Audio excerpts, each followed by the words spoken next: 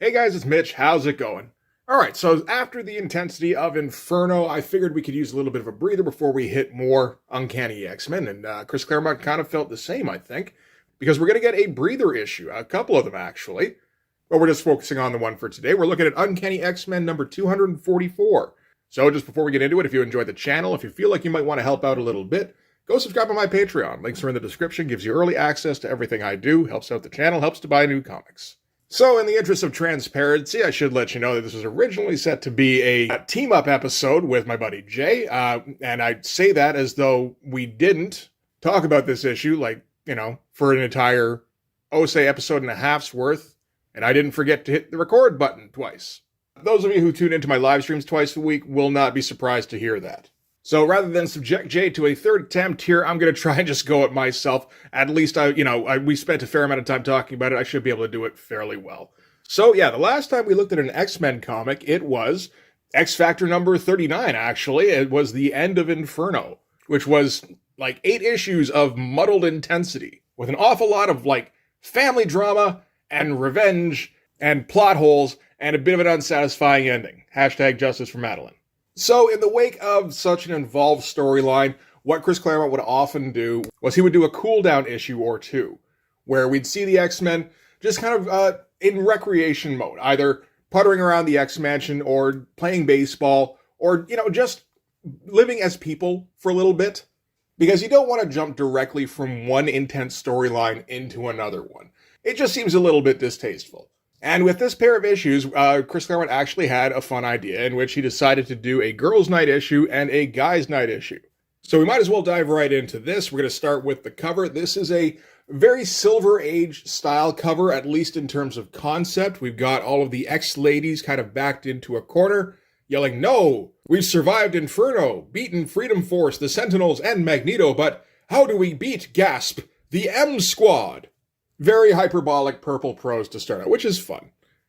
And this, of course, is going to be the facsimile edition, which just got released in January of this year. Which is good, because I was never going to get the original of this. I mean, an original in even fine condition, I think, runs about $75, and that's not worth spending on this comic. Why does it cost that much? Because this, of course, is the first appearance of Jubilee, who is one of the last X-Men, I would say, to be introduced that has really carried over any kind of interest. I mean, there's a couple right after. Gambit is not too far down the line. But after Claremont leaves X-Men, I don't really know that there's anybody introduced that's worth giving a shit about. Now, that being said, I haven't read very many X-Men comics in the meantime. But still, just from, an outsider's perspective, I don't see anything worthwhile coming in. So, we're going to start off the issue here. This is at the Hollywood Mall. We're going to start with a splash page of just inside the mall. And down in the distance on the ground floor, there's some sort of attraction or exhibition or something that's gathering a crowd, making them all go ooh and ee. And this one, of course, is brought to us by the all-star squad of Chris Claremont, Mark Silvestri, Dan Green, Glynis Oliver on colors, Tom Orzechowski on letters. And yeah, all right, so here we've got Jubilee. This is our first look at her. Not really the look that would become her classic look. That would come later when Jim Lee took over and decided that he really liked how Carrie Kelly looked in The Dark Knight Returns. And Jubilee is a young teenage girl who's going to be absorbed into the X-Men eventually. This is a thing that Claremont's done a couple of times at this point, when he brings in a young teenage girl to kind of shake things up. And just in case the X-Men are getting, maybe a little bit stagnant.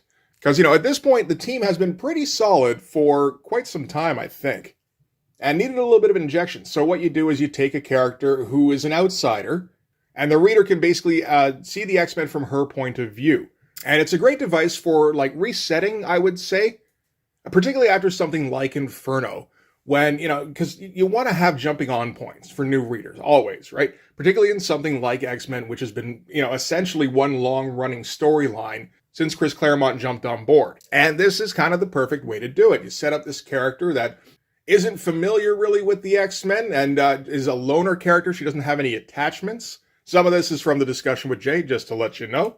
And she's a bit of a blank slate, so she can just kind of hop on board without having any concern about, her past. She's got, other obligations. No, none of that, because this is a mall rat character.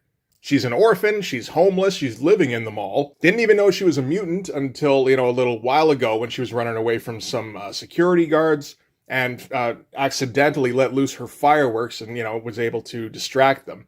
And since then realized that she can use that to earn a bit of cash, putting on displays for customers, which of course is what she's doing when we come in. And the mall security guards, you get a mix of responses from the mall security guards. Some of them seem to be like, she's not hurting anybody. Some of them are like, no, she's on our turf. And one in particular has decided that it's his mission to stamp out the mall rat scourge. So he's going to lead the charge with his fellow mall cops down to the concourse. Jubilee throws her fireworks at them and catches them off guard, distracts them long enough that she can run away. And we're going to get kind of a slapstick Keystone Cops kind of thing where the mall cops are kind of falling all over each other, running into each other, trying to catch her, and she always slips out of the way. She does a little too agile kind of dodging, which they do explain that she took gymnastics classes back when she was in school. But at the same time, I don't think this sticks around for very long, this enhanced agility. It's early days of this character when not everybody's 100% on board with who exactly she is. And there's going to be a little bit of a period of time kind of figuring out what her powers are, what her personality's like, etc. Mall cops continue to chase her through the mall. Some other skate kids are there and spot the mall cops because it's a mall in the 80s. Naturally, you're just going to have skate kids. They're an infestation. And they're going to harass the cops long enough for Jubilee to get a bit more distance from them, although eventually she does get hemmed in here. The art in this issue is, I'm trying to find a good way to describe it. Unassuming might be a good word. None of it is particularly exciting when we're talking about the stuff with Jubilee and the mall cops, or Jubilee with anything really. It's all just kind of functional. There is an effortlessness to this, but like you look at the shots we're picking, we're going purely for storytelling. Mark's not trying too hard to make anything look particularly cool. He might not really be getting the opportunity in this case, but it's largely like, okay, let's just make sure everything's pretty clear for the reader, and we'll let Claremont kind of fill in all the many, many word balloons that are undoubtedly going to be popping up here. And eventually she is able to, throw some fireworks in front of the one guy who's close to the rail, slides through his legs, off of the balcony here, grabs onto whatever this is, I guess some art piece that's hanging in the middle of the mall, and that slows her fall enough that she can get to the ground and get away from the cops. And we get some cartoony stuff, because Mark Silvestri, it's been pointed out that he's actually quite skilled at cartoony figures. It's not something you ever see after his run on, I would say, Wolverine. You don't see it anywhere in Cyberforce. You're definitely not going to see it in The Darkness. There's no room for cartoony in those kind of books. The closest we get is the cat character in the Cyberforce miniseries. And I feel like that gets abandoned almost immediately because there's no place for that kind of fun in an Image book, not in 1992. So, having lost Jubilee, again, you get the feeling this has happened many times before. One of the other mall cops here says, okay, obviously she's too much for us to handle. Maybe it's time we called in the professionals, and brings out a flyer for M Squad, which is something I guess that's been advertised. And they're billing themselves as Mutant Hunters Extraordinaire. All right, and from there, we're going to cut to the Outback, naturally, where there is a disturbance in the force. Some kind of ruckus is going on in the little abandoned town that the X-Men have taken over as their headquarters. We're not getting let in just yet on what exactly the source of it is, although a bed goes flying out of one of the houses, almost hits Dazzler, but she's able to deflect it with something light-ish. One of the things that's kind of been bugging me is just how overpowered Dazzler is starting to get, because she gets, when she started, I got the feeling she was something like Jubilee, where her powers are just, she can control, she turns sound into light. Sure. But now she's using photons and hard light beams or whatever the fuck. So she's basically shooting laser blasts. And I feel like they still can't find anything particularly interesting for her to do. But anyway, she deflects the bed, has to describe that it's a bed because I guess Claremont decided this wasn't clear enough. Which, maybe, okay. This could be a coffin for all we know. Who's to say? But when she deflects it, it goes flying past Storm, who is able to barely dodge it, but then she's kind of out of control, and she goes flying into a window right where Betsy is taking a bath, which is the second time this has happened where Betsy's in a compromising position and somebody goes flying through a window at her. I think this is just kind of a favorite gag of Mark Silvestri's.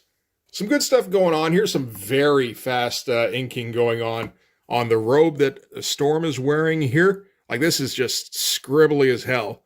And like, nice comedic timing with the panel-to-panel progression here, where Betsy scoops away some shampoo that's stuck in her eye and flicks it away. It's decent stuff.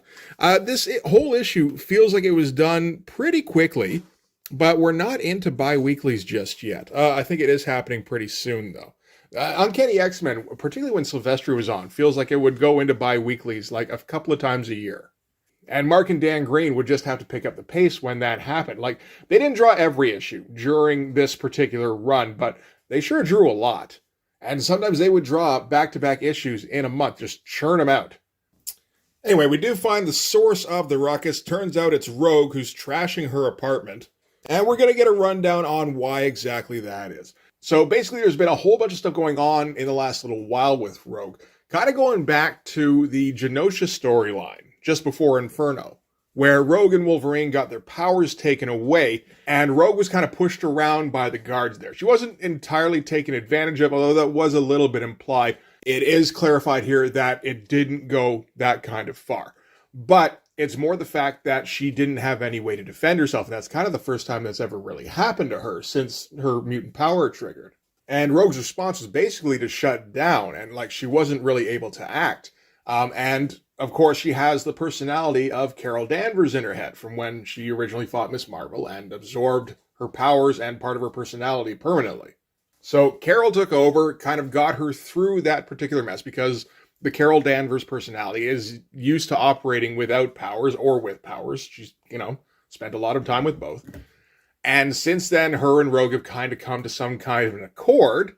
Not exactly like, they're happy to be in the same body, but, they understand, okay, you have a valid place in this body as well. Only the thing is that Carol has started getting used to having this awesome body to just kind of run around in and do awesome things. Like, it's incredibly durable. It's super strong. It flies. It absorbs powers. It can do all sorts of weird crap. And she's been taking a little bit more time from Rogue than really, was agreed upon. And now she's gone and redecorated Rogue's apartment so that it matches Carol's style. And Rogue is just kind of finding this out, and she's just throwing a tantrum. Rogue tries to get Psylocke to basically kick Carol out of her head. Psylocke says she's not going to do that. She's not even sure if she can, but if she could, she wouldn't, because that might be kind of close to murder. And, Rogue thinks she's taking Carol's side. Storm's like, no, we're not taking sides, but, this is just kind of repercussions of what you did. Rogue tries to say, it was an accident. I didn't do this on purpose. It's like, well, on purpose or not, you did something that was very close to murder, and this is just kind of the consequences of that. So finally, Rogue's like, fine, I get it. I'm the big bad ex-Brotherhood of Evil Mutants villain. I don't belong on the team. You guys don't want me. Fine, I'm taking off. And she starts to fly away, at which point Carol takes over her body again and just kind of returns her back to, the ground here. And, completely different shift in personality. And that's when we get Carol's side of the story, where she explains how, she's been spending more time as the dominant personality, and she understands why Rogue is upset with that. So the result of this, things have calmed down, but obviously tensions are still kind of high. Dazzler suggests, we're cooped up in here all the time, or we're out there saving the world. It's gratifying work, but at the same time, we don't get to be just regular people at all anymore. I think it's about time we had some us time. So Dazzler's plan is to convince Gateway to teleport them somewhere in America where they can do some shopping. Because they're girls, right? That's what they do. I mean, it's 1989. It's not the most unfair supposition. All right, back at the Hollywood Mall, the M Squad shows up in their kind of Ecto-1 looking vehicle, which is appropriate because the last time we have seen the M Squad before once during Inferno, I think around issue 240, when Havoc and Madeline were dancing at the top of the which was it? The RCA building, I think. And these obviously Ghostbuster-inspired scientists came up and they were like taking readings, and they eventually got what I thought was eaten by an elevator. That was kind of the implication, but I guess Claremont kind of liked this group enough to bring them back for this. So now they've decided to move to the other side of the country, and they've retained their technology that they had when they were in New York operating as Ghostbusters, only you get the impression they don't understand it in any way. And the Inferno event kind of altered their technology in ways they're not even sure of.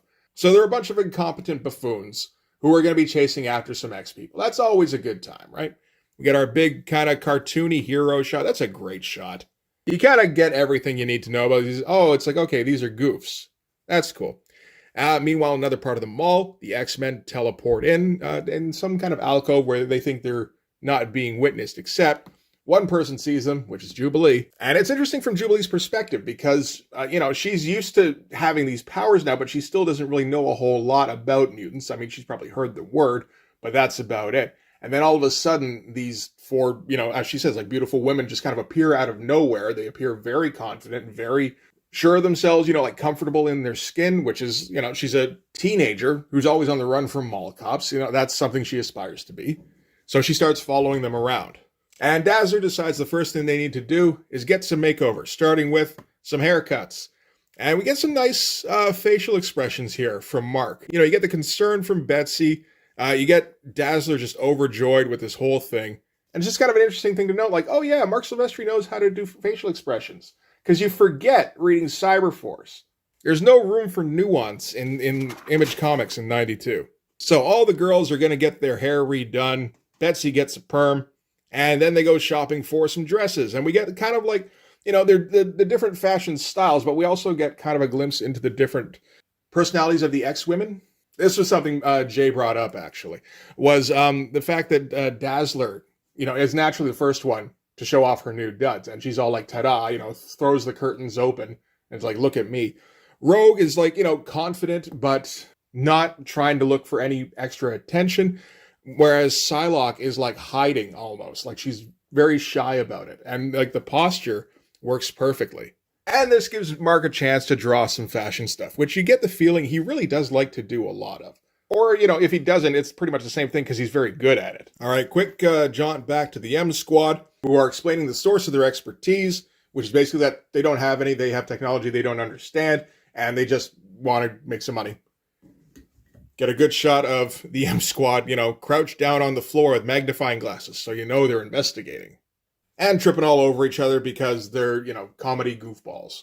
Fun stuff, and, Mark gets to draw stuff that's a little bit more on the cartoony side, which is always a good thing. All right, back to the X-Women, who have discovered, like, a Chippendales strip joint inside of the mall. Sure, why not? And Allison pulls aside one of the waiters and kind of slips him some cash and goes, I need you to pull a prank on a friend of mine. So we're going to find out what that is in a second. Meanwhile, outside, Jubilee is trying to get into the Chippendales thing, except, she's underage and she doesn't have ID. But she's still following the X-Women around. And the M Squad are following their mutant readings, which apparently are accurate, and they lead them to the strip joint. And they see Jubilee, and she is setting the thing off, and they're like, holy shit, she is just driving the machine nuts. She must be extremely powerful. Only it's the fact that there's also 4 X-Women inside the club, So the Chippendales stripper guy, what he's been paid to do is to grab Storm and pull her up on stage, where she's going to sway awkwardly. But, not angry or uncomfortable. Like, she's very comfortable in her skin. She's smiling and everything. She's just like, okay, I don't know what I'm doing, but sure, why not? This is a day out, right? My friend thinks this is funny, so I'll go along with it. And for once, Claremont doesn't have to say anything about that. This entire comic is filled with backstory exposition, people explaining what's going on the panel during either interior or exterior dialogue. But you don't need it here because the drawing is so descriptive in itself. Like, it's so well executed that you get her mindset immediately. It's very impressive stuff, really, when you think about it. Meanwhile, back outside the strip joint, the M Squad decides that, okay, we need to take care of Jubilee, and they just kind of start opening fire with whatever their guns are. I assume they're closer to something like proton packs or something, but yeah, so they start shooting at her. Jubilee kind of returns fire with her fireworks, yells, yow, they're shooting at me. Again, in case it was unclear.